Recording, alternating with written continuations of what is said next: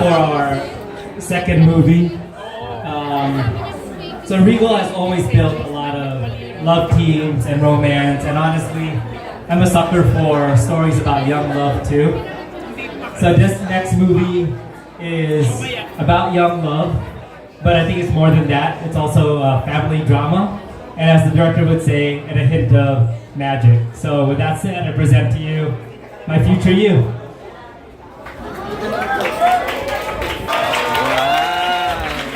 This film is written and directed by Crisanto Aquino. We would like to call Direct Crisanto Aquino to join us on stage alongside our cast for My Future You. Here joining us, of course, we have Izzy Canillo, Mosa, Francine Diaz, and Seth Fedelin. And of course, we'd also like to acknowledge other castmates who won't be able to join us today. We have Amira Mula, Christian Vasquez, Piwi O'Hara, Boji Pascua, Marcus Madrigal, and Vance Larena. Alright, we would like to ask our Direct Crisanto B. Aquino, Ms. Rosel Monteverde, and Sir Keith Monteverde. This side. 1, 2, 3.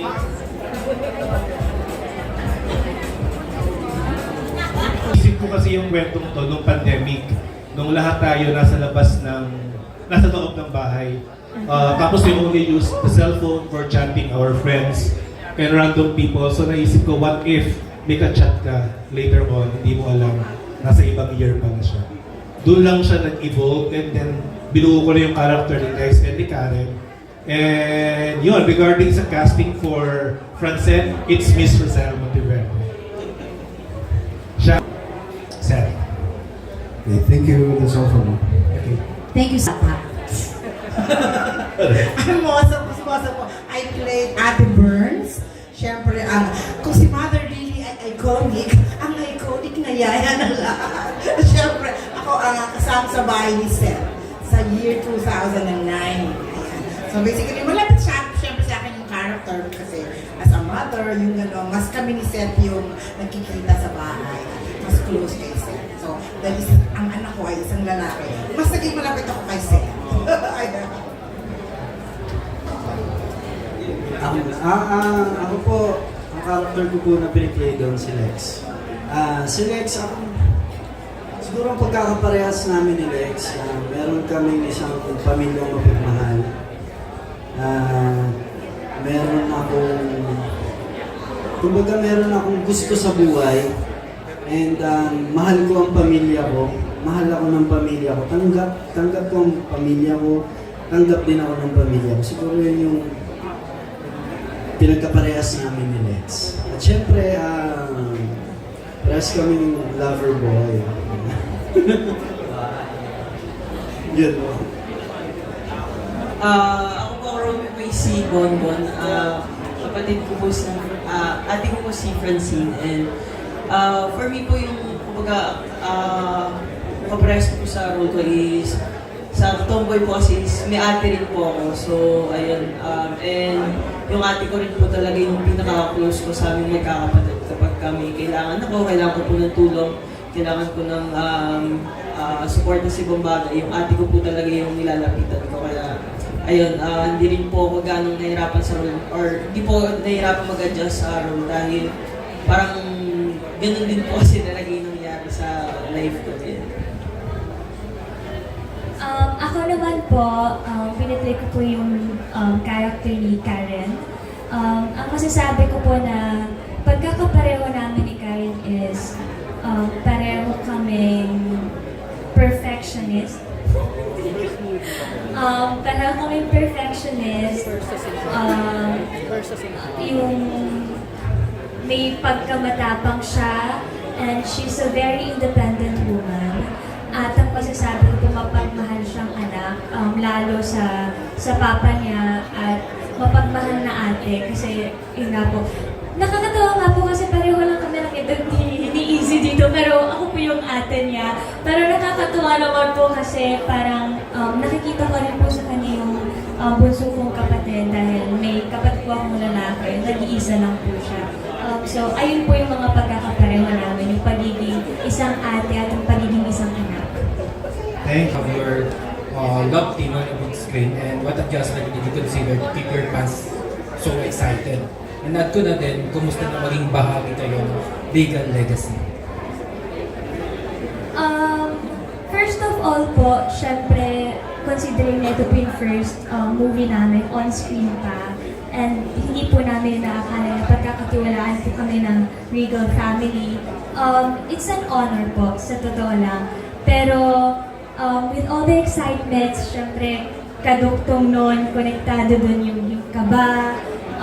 Pero syempre po with the help of Direk Chris, yung buong team, mas nababawasan yung takot, mas binibigyan nila kami ng motivation, and mas kada araw na nagsushoot kami ng movie, pinapa-realize nila na this deserve namin yung My Future You. And para nga po siyang gift for us, kasi nga po, ang tagal na rin direct na nagawa po yung script.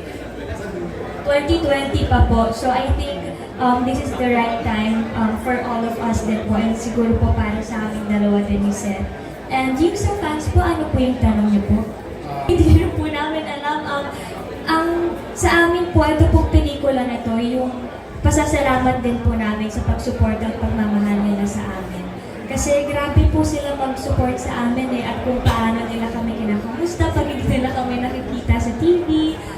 This time, parang it's a bigger gift for all of them kasi on screen na po, at sana magustuhan po nila to kasi this movie is made with love and passion.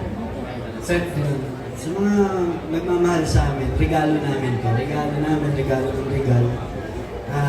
Kasi kita namin na hinahanap nila kami, na sana magkamero kami ng proyekto. Pero sa amin naman, hindi lang ito basta ginawa namin na dahil, may pelikula tayo talaga gawin natin. Ang emosyon na binigay namin dito, especially kami dalawa ni Francine, yung emosyon na dito tayo matatandaan ng tao. Ito yung una nating palabas. Dito, maraming nag-aabang. Para kasi sa amin, hindi na kami gumagawa ng pampakilig lang na pelikula. Ang sa amin, ito yung craft namin, passion namin dalawa. Hindi lang basta, yes, may movie tayo. Hindi, sa amin sobrang bigat. In short, kailangan namin may mapatunayan. Kailangan namin mapatunayan na kaya namin mag-contribute sa isang pelikulang Pilipino, sa pamamagitan ng My Future You. So, yung kaba, nandyan yan, yung mawawala. Pero sobrang pagpapasalamat pa rin.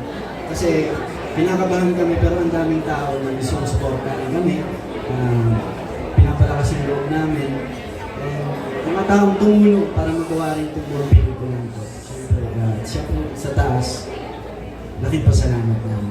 I-add lang po, no? Siyempre po, yun nga po, gaya po ng sinabi ni Seth, hindi namin to ginagawa just because binigay lang po. Siyempre, pinapangalaga, tiwala na binigay ng Regal sa amin, lalo ni Mr. Seth. So, yun po yung mga mas actually, yun po yung top priority namin, pangalagaan yung tiwalang binigay. At back po namin ng maayos at sobrang kasama. Yun po. Pero kasi, itong gwapong ito, first day pa lang, he's a very open person. Alam mo yun, they're all willing to learn eh. Si Franz, nung una ko siyang kami talagang, nakita ko sa kanya, focus siya sa ginagawa niya. But they're loving people. And I love them both kasi talaga naman magaan silang katrabaho together. Walang etos yan, anak. Alam mo yan. So actually, yung role ko, pero mas nakikita ko sila together.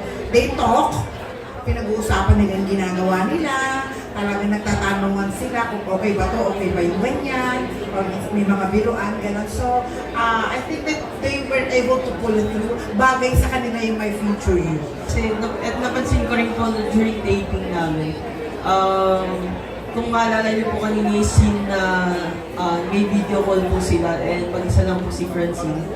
During po nung time na yun, nandun rin po sa mismong set si Seth para supportahan si Francine sa sa sequence na yun. Kaya doon mo po talaga makikita na hindi sila nandyan para lang sa work. Kumbaga nandyan sila para supportahan din talaga yung isa't isa. Maraming eksenang mag-chat-chat kayo at mag-video call pero wala kayo sa camera. can you support each other? Kahit wala ka sa camera, can you be behind the camera to throw your lines? Ginawa nila. Kahit wala sila sa shot, nandun sila to feed the lines of their character para gusto ko kasi mas normal yung reaction nila eh. Hindi AD yung nagbabato ng dialogue, hindi script ko yung nagbabato ng dialogue. Pag co-actor kasi mas natural na magre-respond yung kausap eh. And also, I really adore these two kasi pag nasa set ako, nasa isang area lang sila, pinag-uusapin nila yung script, nakikita ko kayong dalawa eh. Pinag-uusapin nila yung script, paano siya i-deliver, paano siya aatakihin. They talk about the scene. I mean, those are the traits of professional actors eh. These are really professional young actors of our generation. Mahusay sila, and they always support each other, hindi sila naghihiwalay. Kahit sa pagkain, nagustuhan pa rin. Wow! Joke lang yun. Oo naman, sweet naman talaga sila. Kaya nga nag-post ako dati, Francet is love. Kasi ang sarap, nakakakilig silang panoorin. As young actors, I mean, nakakakilig. Alam mo yung sa edad yung ito, 44 na ako, nakakita ko sila, naalala ko nung high school ako. Wala yun lang. The usual lang naman, na trabaho lang naman kami. They support each other.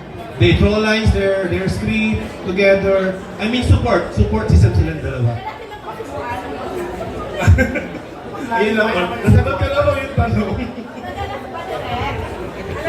Okay lang.